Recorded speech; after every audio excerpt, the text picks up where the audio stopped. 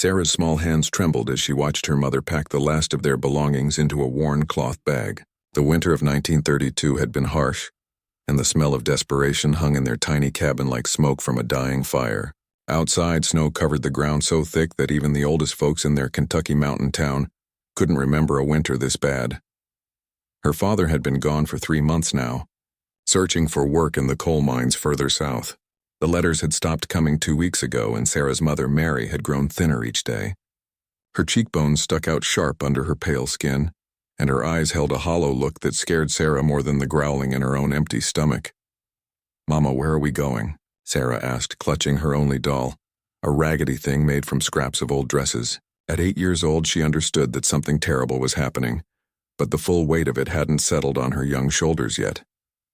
Mary knelt down and took Sarah's face in her cold hands. "We're going to see the Millers, sweetheart. They have food and a warm house. You remember Mrs. Miller from church, don't you? The kind lady with the yellow hair?" Sarah nodded, though something in her mother's voice made her stomach twist. Mrs. Miller was nice enough, but she had 6 children of her own and a husband who drank too much whiskey. Their house always smelled like cabbage and unwashed clothes. The walk to the Miller farm took 2 hours through the deep snow. Sarah's feet went numb in her thin shoes, and by the time they reached the weathered farmhouse, she could barely feel her toes. Mrs. Miller opened the door before they even knocked, as if she'd been watching for them through the frost-covered window. "Mary, child, come in from the cold," Mrs. Miller said, but her eyes were sad in a way that made Sarah want to run back home. "We've been expecting you." Inside, the house was warmer but cramped. Children's voices echoed from the back rooms, and the smell of something cooking made Sarah's mouth water despite her growing fear. Her mother and Mrs. Miller spoke in low voices by the kitchen table while Sarah stood near the door, still holding her doll. "I can't keep her, Mary," Mrs. Miller was saying. "Not through the whole winter. We barely have enough as it is. Please, Ruth, just until spring, until John comes back or finds steady work." Mrs. Miller shook her head slowly. "I know some folks who might take her on. The Hendersons need help with their farm work, and they've got no children of their own. They're good people, church-going and all."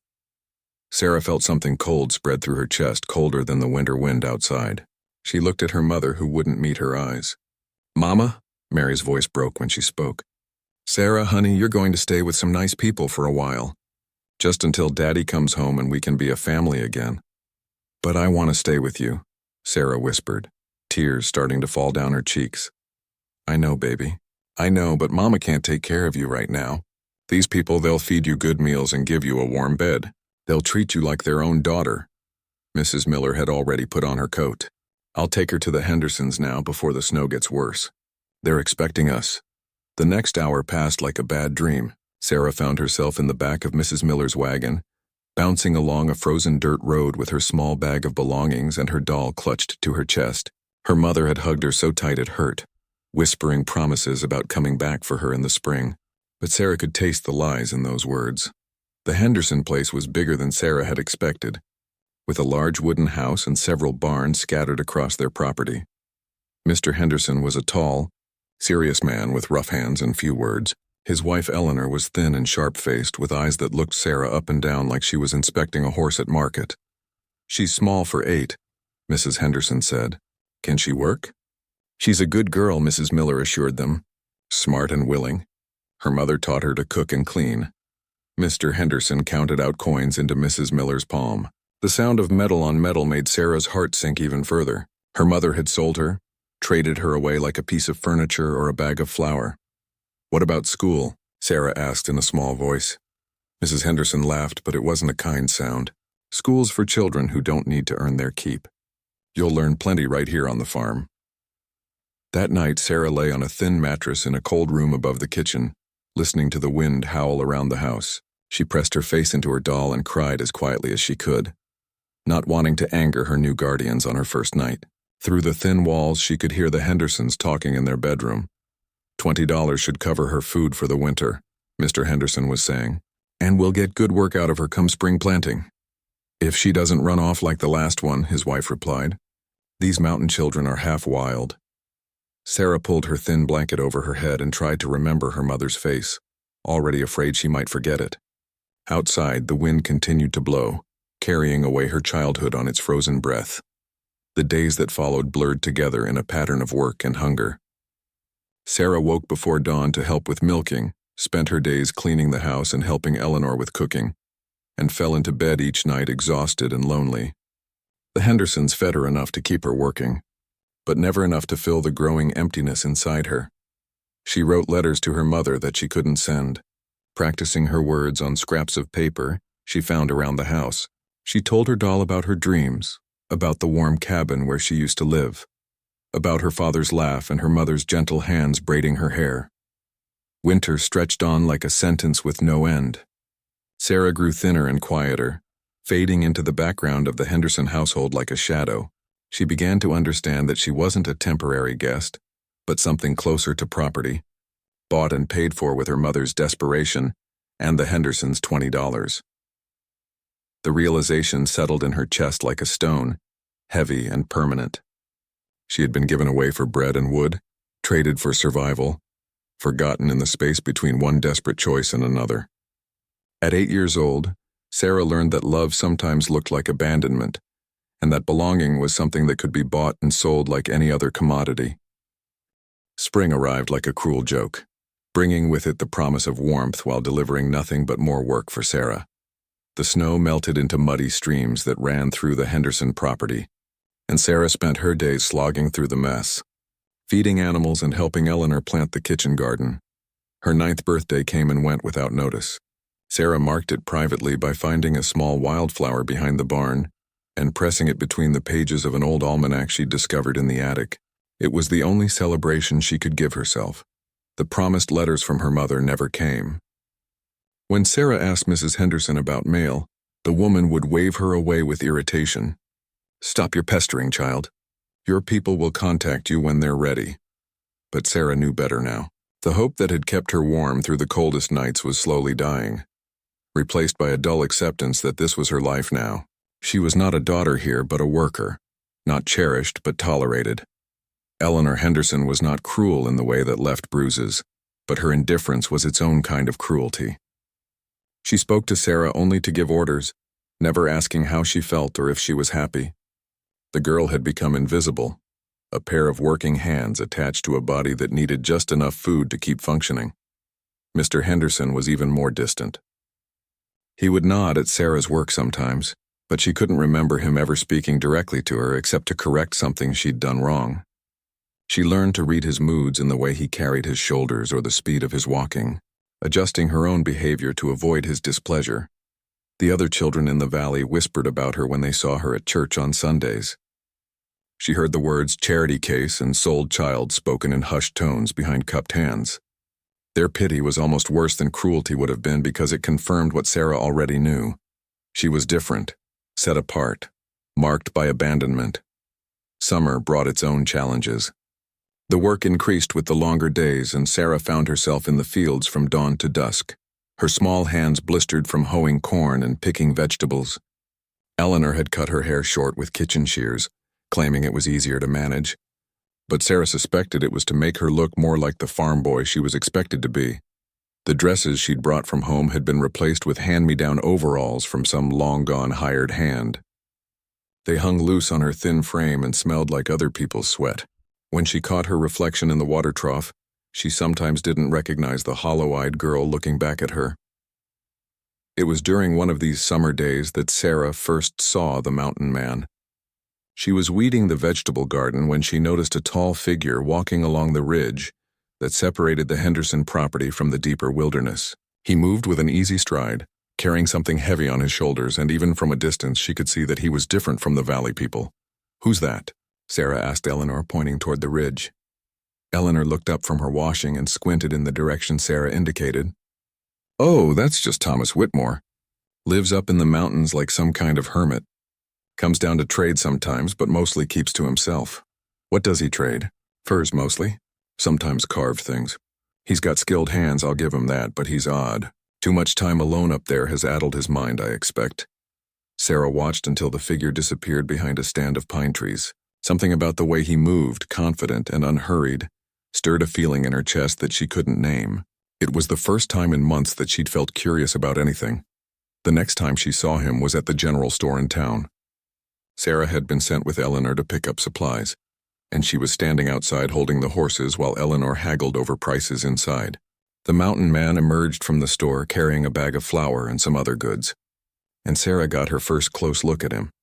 He was younger than she'd expected, maybe in his 30s, with thick brown hair and a beard that was neatly trimmed despite his reputation as a hermit. His clothes were well made but practical, and his boots looked like they'd walked 1,000 miles. What struck Sarah most were his eyes. They were kind and alert, the eyes of someone who paid attention to the world around him. Their gazes met for just a moment, and Thomas nodded politely at her, before loading his supplies into a worn but sturdy-looking wagon. Sarah found herself waving slightly, almost without thinking, and was surprised when he touched his hat brim in acknowledgement before driving away. "What are you grinning about?" Eleanor demanded when she came out of the store. Sarah hadn't realized she was smiling. "Nothing, ma'am," but it wasn't nothing. For the first time in months, Sarah had seen someone who looked at her like she was a real person, not just a pair of working hands. The brief exchange stayed with her through the rest of the summer, a small bright spot in the drudgery of her days. As autumn approached, Sarah's situation at the Henderson farm grew more precarious. She overheard conversations between her guardians about money being tight, and wondered if they would try to find someone else to take her, someone who might pay more than the original $20. The possibility terrified her, but it also sparked something else, a growing determination to survive whatever came next. She began to pay more attention to the world beyond the farm boundaries, watching the ridge where she'd first seen the mountain man, and wondering what kind of life someone could build in the wilderness. The idea seemed impossible to her 9-year-old mind, but it planted a seed of possibility that hadn't been there before. One evening, as Sarah was bringing in the last of the harvest vegetables, she found a small wooden carving on the fence post nearest to the mountain ridge. It was a tiny bird, perfectly detailed and smooth to the touch, with wings spread as if about to take flight. There was no note, no explanation, but Sarah knew somehow that it was meant for her. She hid the carving in her pocket and took it up to her room that night, running her fingers over its polished surface by candlelight. Someone had taken the time to create something beautiful, something with no purpose except to bring joy. The concept was so foreign to her current existence that it brought tears to her eyes. For the first time since her mother had left her at the Miller farm, Sarah allowed herself to hope that somewhere in the world, there might be people who cared about more than just what she could do for them. The carved bird became her secret treasure, proof that kindness still existed even in the darkest corners of her small world. The second winter at the Henderson farm was harder than the first. Sarah, now 9 and thin as a rail, had grown used to the constant ache of hunger and the bite of cold that seemed to live in her bones. The Hendersons had decided she was old enough for harder work, and her days began even earlier, sometimes before the sun touched the horizon. She spent her mornings breaking ice on water troughs and hauling feed to animals whose breath steamed in the frigid air. Her hands, small and perpetually cold, had developed permanent cracks across the knuckles that sometimes bled when she flexed her fingers. Eleanor had given her a pair of worn mittens, but they were too big and made it hard to grip tools properly. The wooden bird remained her only comfort, hidden in a small hole she'd carved in the wall behind her bed. Sometimes she would hold it while trying to fall asleep, imagining what it would feel like to spread wings and fly away from this place. The person who had made it seemed like a dream now, something her lonely mind had invented to cope with the endless sameness of her days. Then, on a particularly brutal December morning when the wind howled like something alive and angry, Sarah made a discovery that changed everything. She was in the barn, trying to coax milk from a cow whose udder was nearly frozen, when she heard voices coming from the house. The Hendersons were talking to someone, which was unusual since few people traveled in weather like this. Curiosity overcame her usual caution, and Sarah crept closer to the house, pressing herself against the kitchen wall where she could hear through a crack in the chinked logs. "Can't keep feeding her through another winter," Mr. Henderson was saying. "She eats more than she's worth, and she's not getting any stronger." "The Pratts might take her," Eleanor replied. "They've got that lumber operation up north, and they're always looking for help." Sarah's blood turned to ice water. She knew about the Pratts by reputation. They ran a logging camp where workers lived in bunkhouses and children were expected to work alongside grown men. People who went to work for the Pratts sometimes never came back to the valley, What would they pay? The third voice asked, and Sarah's heart nearly stopped. It was Mrs. Miller, the woman who had first brought her to the Hendersons. $50, maybe $60. The girl's got some size on her now, and she's used to hard work. Sarah pressed her hand over her mouth to keep from making any sound. They were planning to sell her again, this time to people who were known to be cruel. She'd heard stories about the lumber camps, about children who disappeared into the mountains and were never seen again. That night, Sarah lay awake planning her escape. She had no money, no warm clothes, and nowhere to go, but staying meant being sold to the Pratts, and her instincts told her that was a death sentence. She thought about the mountain man and his carved bird, wondering if he would help a desperate child or if he was just another adult who couldn't be trusted. She decided to take the chance. Sarah waited until the next night when a fresh snowfall muffled all sounds. She packed her few belongings into a flour sack, including the wooden bird and the pressed wildflower from her forgotten birthday. She took some bread from the kitchen and filled a mason jar with water, knowing it wasn't nearly enough for survival, but hoping it would get her far enough to find help. The night was bitter cold, with snow still falling in fat, lazy flakes that stuck to everything they touched. Sarah's breath formed clouds in front of her face as she made her way across the farm toward the mountain ridge, where she'd first seen Thomas Whitmore. She had no real plan beyond finding him and hoping he would help her. The climb up the ridge was treacherous in the dark. Sarah slipped and fell several times, her thin shoes providing no grip on the icy rocks. By the time she reached the top, her pants were soaked through and her hands were so cold she could barely feel them. She pressed on, following what looked like a faint trail through the trees. Hours passed and Sarah began to realize she had made a terrible mistake. She was lost in the wilderness in the middle of winter with inadequate supplies and clothing. The snow was getting heavier and the temperature was dropping as the night wore on. She started to panic, stumbling through the forest and calling out for help. But her voice was swallowed by the wind and snow. Just when despair was about to overwhelm her completely, Sarah saw a glimmer of light through the trees. She stumbled toward it, praying it wasn't her imagination, and found herself looking at a small log cabin nestled in a clearing. Smoke was coming from the chimney and warm yellow light glowed in the windows. Sarah approached the door with her last bit of strength and knocked with numb knuckles. The door opened, and Thomas Whitmore looked down at her in astonishment. He was holding a lantern, and by its light Sarah could see the concern that immediately filled his eyes. "Good Lord, child, what are you doing out here?" he asked, setting the lantern aside and kneeling to her level. "You're half frozen." Sarah tried to speak, but her teeth were chattering so hard she could barely form words. Thomas didn't wait for an explanation. He scooped her up in his arms and carried her inside, setting her down near a pot-bellied stove that radiated blessed warmth. "Let's get you warm first. Then we'll talk," he said, wrapping a thick quilt around her shoulders. He bustled around the cabin, stoking the fire and preparing hot coffee in a blue enamel pot. Sarah looked around in amazement at her surroundings. The cabin was small but felt like a palace compared to the cold room she'd been sleeping in at the Hendersons. There were handmade quilts on the furniture, carved wooden bowls on shelves, and books. More books than Sarah had ever seen in one place. Everything was clean and well organized, and the whole space radiated a sense of peace that Sarah had almost forgotten existed. Thomas handed her a mug of coffee mixed with milk and honey, and Sarah wrapped her hands around it gratefully, feeling the warmth spread through her fingers. He sat across from her in a rocking chair and waited patiently while she thawed out and found her voice.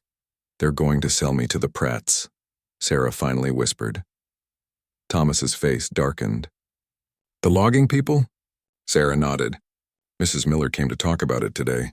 They said I eat too much and I'm not worth keeping. And you ran away." "I didn't know where else to go," Sarah admitted. "I saw you at the store once and you left me the bird." She pulled the wooden carving from her pocket and held it out to him. Thomas looked at the bird, then back at Sarah's face. "You kept it all this time?" "It was the only nice thing anyone gave me," Sarah said, tears starting to fall down her cheeks. "I'm sorry I ran away to bother you. I know you probably don't want to kid around, but I didn't know what else to do." Thomas was quiet for a long moment, studying her face in the flickering firelight. When he finally spoke, his voice was gentle. "Child, you're not bothering me. And you did exactly the right thing coming here. Nobody should be sold like a piece of livestock, especially not to the Pratts." "What am I going to do?" Sarah asked. "They'll come looking for me. Let me worry about that, Thomas said. For now, you need food and rest. Tomorrow we'll figure out the next step. As if on cue, Sarah's stomach growled loudly and Thomas smiled. The first genuinely kind smile she'd seen directed at her in over a year. I've got some stew on the stove. You look like you could use a proper meal. The stew Thomas ladled into Sarah's bowl was the best thing she had tasted in over a year. Rich with vegetables and tender pieces of meat, seasoned with herbs she couldn't name, it filled the hollow spaces inside her that had been empty for so long. She ate slowly, trying to make it last while Thomas watched with a mixture of sadness and anger in his eyes. When was the last time you had a full meal? He asked quietly. Sarah had to think about it. I don't remember, she admitted. The Hendersons always said I had to earn my food, but there was never enough, no matter how hard I worked. Thomas's jaw tightened, but he kept his voice calm. Well, you don't have to earn anything here. You're a child and children need to be fed and cared for, not worked like mules. After dinner, Thomas showed Sarah to a small alcove off the main room, where he'd made up a bed with clean sheets and warm blankets. The mattress was soft, stuffed with feathers instead of the straw she was used to, and there were real pillows instead of rolled-up clothes. This is where you'll sleep, he said. It's not much, but it's warm and private. Sarah stared at the bed in disbelief. This is all for me? Of course. Everyone deserves their own safe place to rest. That night, Sarah slept deeper than she had since leaving her mother's cabin. She woke to the smell of pancakes and bacon and for a moment thought she was dreaming. But Thomas was indeed cooking breakfast, humming softly to himself as he worked at the wood-burning stove. Good morning, Sarah, he said when he noticed her watching from the doorway. Did you sleep well? She nodded, still not quite believing this was real. Thomas handed her a plate piled high with food and poured her a glass of fresh milk from a jar he'd brought up from the root cellar. I've been thinking about your situation, he said as they ate. The Hendersons will definitely come looking for you, and they'll probably bring the sheriff. We need to have a plan. Sarah's stomach clenched with fear. Will you send me back to them? Absolutely not, Thomas said firmly. What they've been doing to you isn't legal, even if they paid money for your keep. You're not property to be bought and sold, but we need to do this the right way, or they could cause trouble for both of us. Over the next few days, Thomas explained his plan. He would take Sarah to see Judge Morrison in the county seat, a man Thomas knew to be fair and honest. They would explain Sarah's situation and ask for legal protection. Thomas was prepared to offer to become Sarah's legal guardian if she wanted that. But first, Thomas said, you need to understand that choosing to stay with me means choosing a very different kind of life. I live simply up here. There's no school nearby, though I can teach you reading and writing and arithmetic. There are no other children around and winters can be long and lonely. You'd be trading one kind of hardship for another, though I promise it would be a kinder one. Sarah considered this seriously. The isolation didn't frighten her. She'd been alone even when surrounded by people at the Henderson farm. What would I do here? She asked. Help me with the daily work of living, same as you do anywhere. But the difference is, you'd be helping because you're part of the family, not because you're a servant. You'd learn skills that interest you. I do woodworking and some blacksmithing. I trap and hunt and grow vegetables. I read a lot and study things that fascinate me. You could learn any of that or find your own interests to pursue. And I wouldn't be sold to anyone else. Thomas's eyes were serious when he answered. Sarah, if you choose to stay with me, you'll be my daughter in every way that matters except blood. Nobody would have the right to take you away or sell you to anyone. I give you my word on that. The word daughter hit Sarah like a physical blow. She hadn't allowed herself to hope for such a thing since her mother had left her at the Miller farm. Why would you do that for me? She whispered. Thomas was quiet for a moment, staring into the fire. I lost my own family years ago, he said finally. My wife and our baby son died of fever when we lived down in the valley. I came up here to the mountains because I couldn't bear being around other people's happiness. But loneliness isn't the same as peace. And I've learned that healing happens when you start caring for others again. Sarah felt tears starting, but they weren't tears of sadness this time. I would like to be your daughter, she said softly. Thomas smiled, and Sarah saw that his eyes were bright with unshed tears too. Then that's settled. Now we just need to make it legal. The trip to see Judge Morrison took 2 days by wagon. Thomas had given Sarah proper winter clothes, a warm coat that actually fit, boots that kept her feet dry, and mittens that allowed her to use her hands. She felt like a different person dressed in clothes that were meant for her instead of being cast-offs from someone else. Judge Morrison was a stern-looking man with white whiskers, but his eyes were kind when Thomas explained Sarah's situation. He asked Sarah questions about her treatment at the Henderson farm, and she answered honestly, describing the long hours, insufficient food, and plans to sell her to the logging camp. "These are serious allegations," the judge said. "Do you have any proof of this treatment?" Thomas had thought of this. "Look at her, Your Honor. She's 9 years old and weighs maybe 60 pounds. Her hands are scarred from hard labor, and she's terrified of being sent back. That should be proof enough that something's wrong." The judge examined Sarah's hands and noted her thin frame. He asked more questions about the Hendersons' plans to sell her to the Pratts. And Sarah repeated the conversation she'd overheard. "Mr. Whitmore, you're asking to become guardian to a child you barely know," the judge said. "What makes you think you're qualified for such responsibility?" "I'm not asking to be qualified, Your Honor," Thomas replied. "I'm asking to be given the chance to care for a child who needs caring for. I have a home, steady income from my trade, and more importantly, I understand what it's like to have lost everything. Sarah deserves better than being treated like property." The judge was quiet for a long time, reviewing the papers Thomas had filled out. Finally, he looked up at Sarah. "Young lady, Mr. Whitmore is offering to become your legal guardian.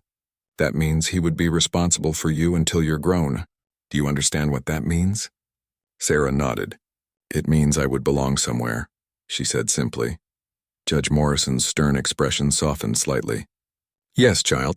That's exactly what it means." He signed the papers with a flourish. "Mr. Whitmore, you are now Sarah's legal guardian. May God bless you both." As they left the courthouse, Sarah felt lighter than air. She had a father now, a real home, and legal protection from anyone who might try to take her away. For the first time in her life, she belonged to someone who wanted her there. The seasons that followed were like awakening from a long, dark dream. Sarah's first spring with Thomas brought changes she had never imagined possible. Her body, finally receiving proper nutrition and care, began to fill out. Her cheeks regained their color, and her hair, which had been dull and brittle, began to shine again. More importantly, her spirit began to heal. Thomas was a patient and gentle teacher. He started each day by reading to Sarah from books he'd collected over the years. Adventure stories, poetry, and educational texts about nature and science. He taught her to write her letters properly and to work with numbers in ways that went far beyond the basic arithmetic she'd learned before being sold. "Learning isn't about memorizing facts," Thomas told her one morning as they sat at his handmade kitchen table. "It's about understanding how the world works so you can find your place in it." Sarah discovered she had a gift for absorbing knowledge. Having been hungry for so long, not just for food but for mental stimulation, she devoured every lesson Thomas offered. She learned to identify birds by their songs, to recognize edible plants in the forest, and to read the weather signs and cloud formations and wind patterns. But Thomas's greatest gift to Sarah was teaching her that she had value beyond her ability to work. He encouraged her curiosity, answering her endless questions with patience and enthusiasm. When she showed interest in his wood carving, he made her small tools sized for her hands and taught her to see the potential hidden in rough pieces of wood. "Every piece has something beautiful inside it," he said, guiding her hands as she learned to use a knife safely. "The trick is listening to what it wants to become, not forcing it to be something it's not." Sarah's first successful carving was a small rabbit, its ears alert as if listening for danger. Thomas praised it as if it were a masterpiece, and Sarah felt a pride she had never experienced before, the satisfaction of creating something beautiful with her own hands. The summer brought new challenges and new growth. Thomas taught Sarah to tend their vegetable garden, but unlike at the Henderson farm, this work felt different. She was helping to grow food that would nourish them both, not laboring to benefit people who saw her as a burden. Thomas worked alongside her, sharing the labor and making the tasks feel like cooperation rather than servitude. "A garden teaches you about hope," Thomas said one evening as they sat on the porch watching fireflies dance in the gathering darkness. "You plant seeds trusting that they'll grow into something that will sustain you. It's an act of faith in the future." Sarah understood what he meant. For the first time in her life, she could imagine a future that held more than just survival. She could picture herself growing up in this peaceful place, learning skills that interested her, maybe even having friends someday when she was old enough to travel to town more often. The isolation that Thomas had warned her about never felt burdensome. After years of being surrounded by people who didn't care about her, the quiet companionship she shared with her new father felt like luxury. They could sit together in comfortable silence, each absorbed in their own tasks, and Sarah felt more connected to him than she had ever felt to the crowds of people at the Henderson farm. As autumn approached, Sarah faced her first real test of belonging. Thomas needed to make his quarterly trip to town to trade his furs and carved goods for winter supplies. He planned to take Sarah with him, but she was nervous about facing people who might remember her from the Henderson farm. "What if someone tries to make trouble?" she asked. "What if the Hendersons see us and try to claim I still belong to them?" Thomas set down the leather harness he was mending and looked at her seriously. "Sarah, you have legal papers now that say you're my daughter." "Nobody can take you away from me without going through the courts, and Judge Morrison made it clear that wouldn't happen. But more than that, you're not the same frightened little girl who ran away last winter.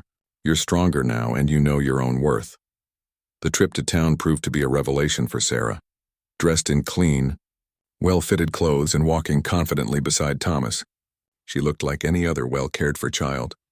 The people who had once whispered about her as the sold girl now nodded politely and spoke to Thomas about his beautiful daughter. At the general store, Sarah helped Thomas conduct his business, carefully counting change and comparing prices like the competent young lady she was becoming. When Mrs. Henderson happened to come into the store while they were there, Sarah felt her stomach clench with fear, but Thomas's steady presence beside her gave her courage. Mrs. Henderson stared at Sarah with obvious shock. The transformation was dramatic. Sarah had grown taller and healthier, and her confident bearing made her almost unrecognizable as the frightened waif who had lived on their farm. "Sarah," Mrs. Henderson said uncertainly. "Is that really you?" Thomas placed a protective hand on Sarah's shoulder. "Mrs. Henderson," he said politely but firmly, "this is my daughter, Sarah Whitmore." The emphasis on the word daughter was unmistakable, and Mrs. Henderson's face flushed red. She clearly wanted to say something, but the legal papers Thomas carried and Sarah's obvious well-being made any complaint impossible. Instead, she muttered something about having to get home and hurried out of the store. "You handled that perfectly," Thomas told Sarah as they loaded their supplies into the wagon. "You stood tall and showed her that you're not afraid anymore." Sarah realized he was right. The fear that had once controlled her life had been replaced by something stronger, the security of knowing she was loved and protected.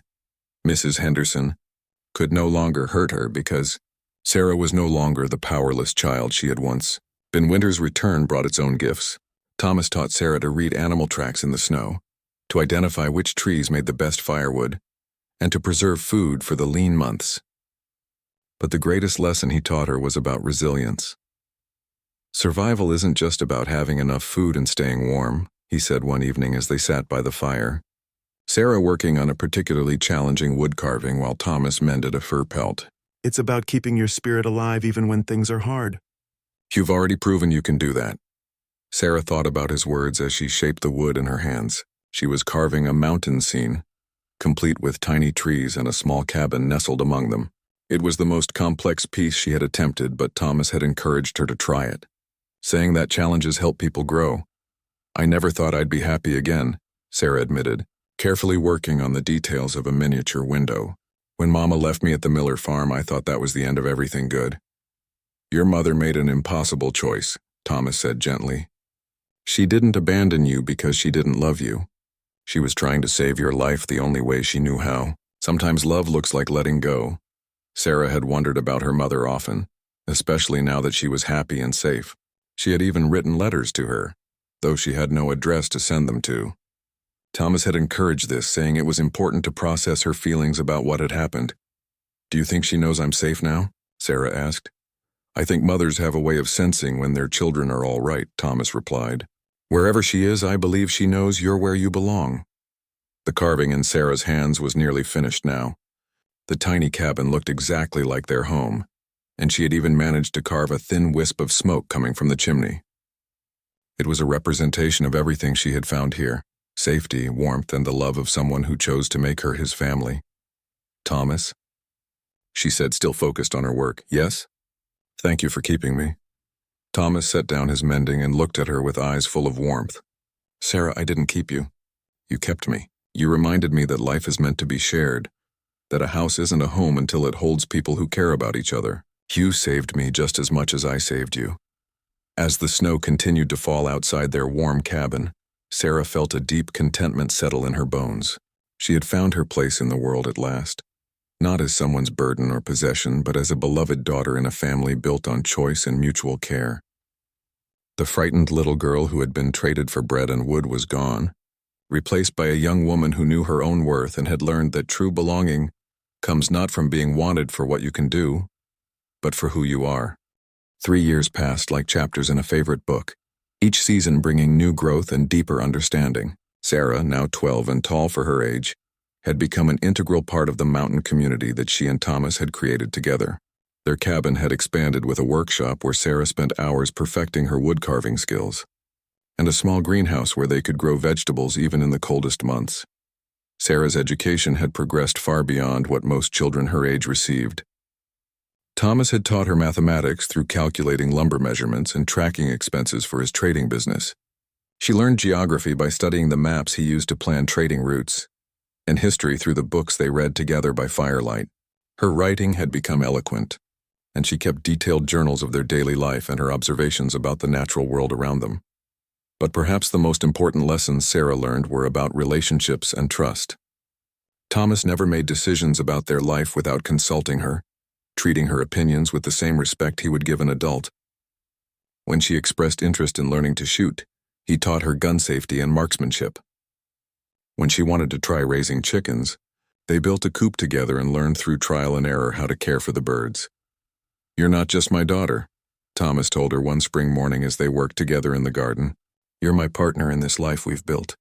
Your ideas and feelings matter as much as mine." This partnership was tested when Sarah turned 13 and began to express curiosity about the world beyond their mountain home. She had grown confident and capable, and Thomas recognized that she needed opportunities to interact with other people her age and explore interests that he couldn't provide. "I've been thinking about the teacher down in Millerville," Thomas said one evening. "Mrs. Patterson runs a small school there, and she's always looking for bright students. You could board with her family during the week and come home on weekends." Sarah felt a mixture of excitement and fear at the suggestion. The thought of being away from Thomas, even for a few days at a time, was difficult to imagine. But she was also curious about formal schooling and the chance to make friends her own age. "What if I don't fit in?" she asked. "What if the other children think I'm strange because of how I grew up?" "Then they're not the right friends for you," Thomas replied. "But I suspect you'll find that most people appreciate honesty and kindness, and you have both in abundance. Besides, you're only going to try it. If it doesn't work out, we'll find another solution." The decision to attend school marked a new chapter in Sarah's development. Mrs. Patterson was a kind woman in her 50s who immediately recognized Sarah's advanced abilities and hunger for learning. Rather than placing her with children her own age, she allowed Sarah to work at her own pace, often giving her special projects that challenged her intellect. The other students were initially curious about the girl who lived in the mountains with the mysterious hermit everyone talked about. But Sarah's natural warmth and interesting stories about mountain life quickly won them over. She discovered that she had a gift for explaining complex ideas in simple terms, often helping younger students with their lessons. One of Sarah's new friends was Emma Patterson, the teacher's daughter, who was fascinated by Sarah's unconventional upbringing. "You're so lucky," Emma said one afternoon as they walked home from school together. "You get to learn about real things, not just what's in books." "Books are real things too," Sarah replied. "They're how people share what they've learned with others. But I guess I am lucky that Thomas teaches me practical skills along with book learning." The friendship with Emma helped Sarah understand how unusual her childhood had been, but also how valuable it was. While other children her age worried about impressing their peers or following social rules they didn't understand, Sarah had learned to think for herself and trust her own judgment. The weekends at home became even more precious as Sarah experienced life away from the mountain. She would arrive Friday evening full of stories about school and new ideas she wanted to explore with Thomas.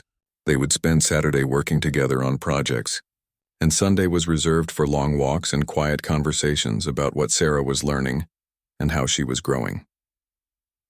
During one of these Sunday walks, Sarah brought up a subject that had been weighing on her mind. "Thomas, I've been thinking about my mother lately, not in a sad way, but just wondering what happened to her. Do you think it would be possible to find out?" Thomas had been expecting this question for years. As Sarah matured, it was natural that she would want to understand her origins more completely. "We could try," he said carefully. "It might be difficult, and what we find out might not be easy to hear. Are you prepared for that?" Sarah considered this seriously. "I think I need to know, even if it's hard. I'm not the same person I was when she left me. I'm strong enough now to handle whatever we find out." Thomas made some inquiries during his next trading trip, speaking quietly with people who might remember Sarah's family. What he discovered was both heartbreaking and healing. Sarah's father had indeed died in a mining accident 2 years after Sarah had been placed with the Hendersons. Her mother had tried to find work in various towns but had struggled with illness and poverty. She had died the previous winter in a county poorhouse, but not before leaving a letter with the local minister expressing her love for Sarah and her hope that her daughter had found a better life. When Thomas returned with this news, Sarah cried for the first time in years. Not tears of despair, but tears of grief and love and closure. "She never stopped loving me," Sarah said through her tears. "Even when she had to let me go, she never stopped loving me." "No, she never did," Thomas confirmed, holding her while she grieved for the mother she would never see again. "And she would be so proud of the young woman you've become." The knowledge of her mother's fate completed something in Sarah's heart. She no longer wondered if she had been abandoned or forgotten. Instead, she understood that she had been part of a chain of love and sacrifice that had ultimately led her to exactly where she needed to be. That summer, Sarah made a decision that surprised even Thomas. She asked if she could spend a few weeks visiting other mountain families, learning different skills and broadening her understanding of the world she lived in. Thomas was initially reluctant to let her travel alone, but he recognized that this was part of her natural development into independence. "You've taught me well," Sarah said, as they discussed her proposed journey. "I know how to take care of myself, and I know how to judge people's character. This isn't about running away from home, it's about making sure I appreciate what I have here." Thomas realized that this was exactly the kind of confidence he had hoped to build in Sarah, who wasn't afraid of the world anymore. But she also wasn't eager to leave the life they had built together. She simply wanted to explore her options from a position of strength and security. The trip was a success. Sarah visited 3 different families over the course of a month, learning new crafts and skills while also sharing her own knowledge. She returned home more convinced than ever that the mountain life with Thomas was what she wanted. But now it was a choice made from experience, rather than simply accepting the only option she had ever known. 5 more years flowed by like a gentle river, carrying Sarah toward adulthood with grace and purpose. Now 18, she had grown into a remarkable young woman who embodied the best of both worlds, the practical wisdom of mountain living and the intellectual curiosity that formal education had nurtured. Her partnership with Thomas had evolved from guardian and child to something deeper and more equal, a true family bond that neither time nor circumstance could break. Sarah had completed her education with Mrs. Patterson, graduating at the top of her small class, but she had chosen to return to the mountains full-time, rather than pursue further schooling in the distant cities. The decision had not been made from fear or limitation, but from a deep understanding of where her heart truly belonged. "Some people think I'm wasting my potential by staying here," Sarah told Thomas one evening as they sat on the expanded porch of their cabin, watching the sunset paint the mountains in shades of gold and purple. "They think I should go to college or move to a city where there are more opportunities." Thomas smiled, carving a piece of maple as they talked. "What do you think?" "I think they don't understand what opportunity really means," Sarah replied. "I have the chance to live a life that makes sense to me, to use my skills in ways that matter, and to be part of a community that values what I have to offer. What more could anyone want?" Sarah had indeed found ways to use her talents that brought both fulfillment and financial independence. Her wood carvings had gained a reputation throughout the region, and she received commissions from as far away as the state capital. Her pieces were known for their intricate detail and the way they seemed to capture the spirit of the mountains. In every line and curve, she had also started a small business teaching literacy to adults in the surrounding communities. Many of the mountain people had never learned to read or write, and Sarah's patient teaching style and deep understanding of their culture made her an effective instructor. She traveled from settlement to settlement on a schedule that allowed her to help those who needed it most, while still maintaining her home life with Thomas. Education isn't just about learning facts, Sarah would tell her adult students. It's about gaining the tools to make better choices for yourself and your family. Every letter you learn to recognize, every word you learn to write, gives you more power over your own life. The irony wasn't lost on her that she, who had once been sold like property because of other people's desperation and illiteracy, was now helping to break those same cycles for others. It felt like closing a circle, healing old wounds by preventing new ones. Thomas, now in his 50s, had watched Sarah's transformation from frightened child to confident woman with pride and wonder. Their relationship had become the foundation upon which both of their lives rested, proof that families can be built on choice and commitment just as powerfully as on blood ties. "Do you ever regret not having children of your own?" Sarah asked him one winter afternoon as they worked together in the workshop, she carving a commissioned chess set while he crafted a rocking chair for a new mother in the valley. Thomas paused in his work and looked at her with genuine surprise. "Sarah, you are my child. The fact that you weren't born to me doesn't make you any less my daughter. If anything, choosing each other makes our bond stronger, not weaker." "I know that," Sarah said quickly. "I just meant, don't you sometimes wonder what it would have been like to have a family in the traditional way?"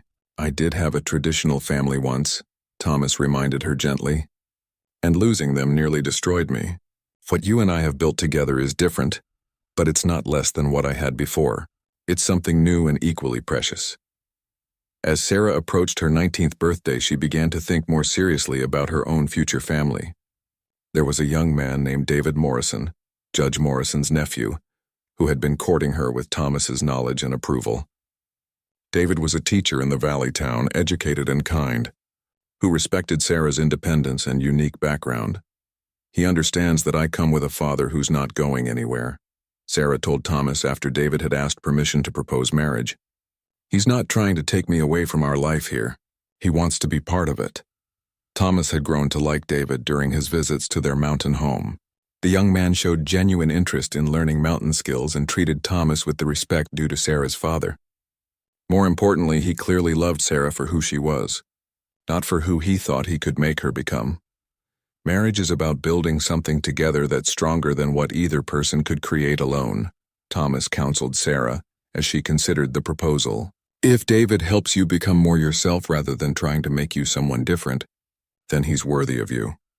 Sarah's engagement was celebrated by the entire mountain community, people who had watched her grow from a lost child into a pillar of their small society.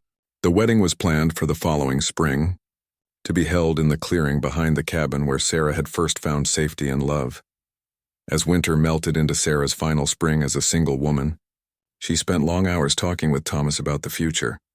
David would be moving to the mountain after their marriage, adding his teacher's skills to their community while learning the practical arts that Thomas and Sarah practiced. "Are you ready for this change?"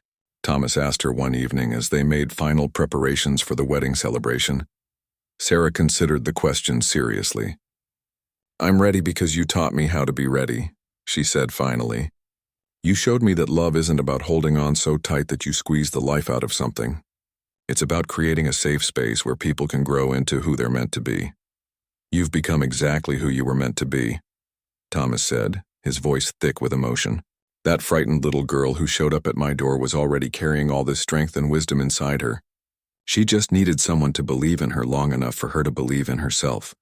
The wedding day dawned clear and warm, with wildflowers blooming across the mountainside like nature's own celebration. Sarah wore a dress she had sewn herself, simple but elegant, with lace that she had learned to make from an elderly woman in the valley. Thomas walked her to David's side, not giving her away but rather welcoming David into their family circle. Judge Morrison, now quite elderly but still sharp, performed the ceremony. "Marriage," he told the young couple, "is about creating a partnership that honors both your individual strengths and your shared dreams. Sarah, you've already proven that families can be built on choice and love. Now you get to prove it again." As Sarah and David exchanged vows they had written themselves, the assembled community, mountain families, Valley dwellers, students Sarah had taught, and customers who had bought Thomas's and Sarah's crafts, witnessed something rare and beautiful. This was a woman who had been discarded as worthless by some, finding her true value in the love and respect of people who understood what really mattered in life. The celebration continued long into the evening, with music and dancing and stories shared around a great bonfire. Sarah danced with David, with Thomas, and with many of the community members who had become her extended family over the years. Later, as the festivities wound down and the last guest departed, Sarah sat with Thomas on the porch one final time as his unmarried daughter. The mountains stretched out before them, peaceful and eternal, holding all the memories of their years together. "Thank you," Sarah said simply, "for seeing me when I couldn't see myself." "Thank you," Thomas replied, "for trusting me when you had every reason not to trust anyone." The next morning, Sarah began her new life as a married woman, but not as someone who had left her old life behind. She and David would live in a new cabin they had built near Thomas's, close enough for daily visits but far enough for privacy. The three of them would continue to work together, teach together, and support the mountain community they all loved. Sarah's story had come full circle, from abandonment to belonging, from being sold as property to choosing her own destiny. She had learned that worth isn't determined by what others are willing to pay for you, but by what you're willing to give of yourself to make the world a little better. The frightened child who had once been traded for bread and wood had grown into a woman who understood that true wealth comes from love freely, given and received, from work that has meaning, and from the knowledge that you have a place where you belong, not because you were assigned there, but because you chose it and it chose you in return. As the sun set over the mountains on this new chapter of her life, Sarah knew that she had found what everyone searches for but few discover, a home built not on necessity or transaction, but on the unshakable foundation of unconditional love and mutual respect. She had been given away once, but she had never again been forgotten, and she never would be.